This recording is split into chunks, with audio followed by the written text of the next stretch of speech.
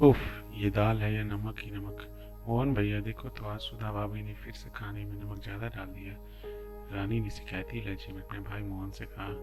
Factory से घर lunch करने आया मोहन ने भी जैसे ही पहला कोर सब्जी के साथ लगा कर खाया तो वह भी गुस्से से बोला, सुधा ये क्या है, कहाँ ध्यान रखता है तुम्हारा, सब्जी में इतना ज़्यादा नमक। जरूर कहीं मोबाइल फ़ोन में लगी हुई होगी, इसलिए लगता है खाने में नमक 2 बार डाल दिया। मोहन की माताजी ने भी मुंह बनाकर कहा। रसोई घर में रोटियां सेक रही सुधा सब सुन रही थी तो उसे बुरा लगा। उसकी वजह से बेकार में सबके खाने का जगह बिगड़ गया। खैर वो तेजी से फ्रिज में से दही निकाल कर जल्दी से प्याज टमाटर काट कर उसे छौंक कर ले आई, जो कि बिल्कुल पनीर भुजिया की तरह झटपट बनकर तैयार हो गया है। और सबको परोसते हुए बोली, आज इसे खाइए। और दोबारा दौड़कर रसोई में रोटियां सेकने लगी। उसे अच्छे से स्मरण था, उसने सब्जी में सभी मसाले नमक तय मात्रा में ही डाले थे।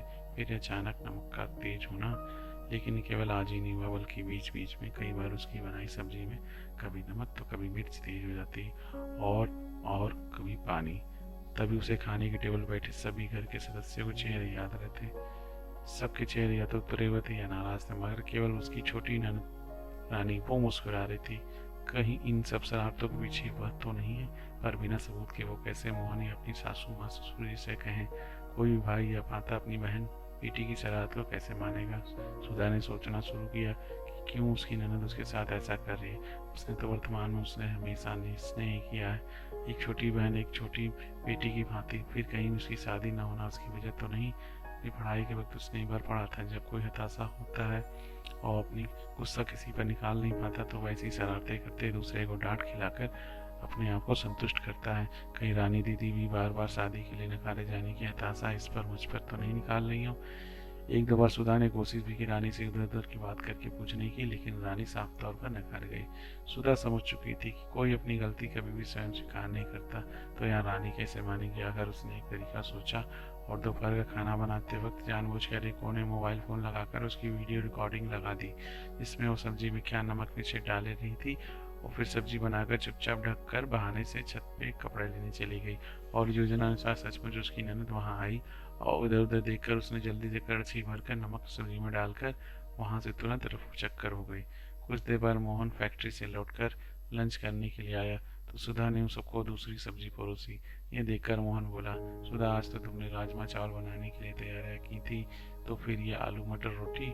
सुधा ने मोहन से कहा, हाँ वो राजमा थोड़ी ज़्यादा नहीं गले इस बार, दुकान वाले से अच्छी क्वालिटी ने नहीं दिए, उसे जाकर दिखाऊंगी। खैर आप आज आलू मटर खा लीजिए, क्यों देर करते हैं। आज रानी दीदी को अपनी फ्रेंड के साथ बाहर जाना है ना दीदी। हाँ भाभी, कहकर रानी ने भी चुपचाप खाना खा लिया। रानी के बाहर चले जाने के बाद सुधा ने मोहन और अपने सास ससुर सबको कमरे में बुलाया और कहा, ये देखिए, आप सभी को लगता था कि मैं भुलक्कड़ हो गई, मोबाइल फ़ोन पर लगी रहती हूँ, इसलिए कभी नमक तो कभी मिर्च और कभी पानी सब्जी में ज़्यादा हो जाता है। देखिए, मैं तो सब कुछ अच्छे से डालती हूँ, मगर जब सबने वीडियो रिकॉर्डिंग देखी तो सब दंग रह गए। तो मोहन ने कहा, तुम्हें यह सब रानी के सामने बताना चाहिए था, ताकि उसे सबके सामने। वही तो मैं नहीं चाहती मोहन जी।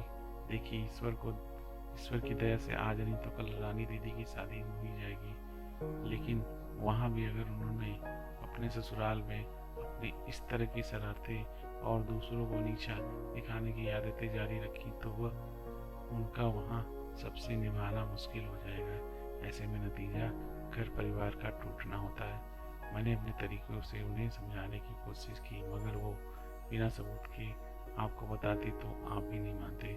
इसलिए मैंने योजना बनाई और वीडियो रिकॉर्डिंग मोबाइल पर लगाकर स्वयं रसोई घर से दूर छत पर चली गई। मगर बेटा, तुमने ये वीडियो रिकॉर्डिंग हमें क्यों दिखाई, रानी के सामने दिखाई होती तो। बाबूजी, माँ मैं नहीं चाहती कि हमारे घर परिवार में नफरत बढ़े, बल्कि हम सभी प्यार में बढ़े। इसलिए वीडियो आप ही रानी दीदी को दिखाकर उन्हें समझाएं।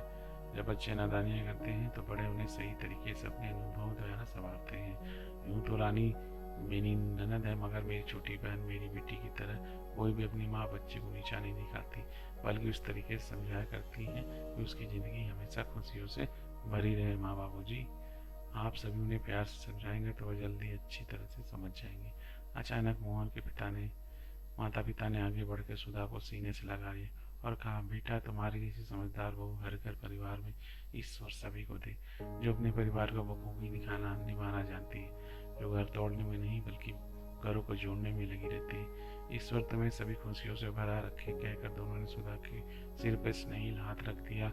वहीं दूसरी ओर मोहन और सुधा दोनों भीगी हुई पलकों को साफ करते हुए मुस्कुरा रहे थे। दोस्तों, आपको ये कहानी कैसे लगी प्लीज़ हमें कमेंट बॉक्स में ज़रूर बताइएगा।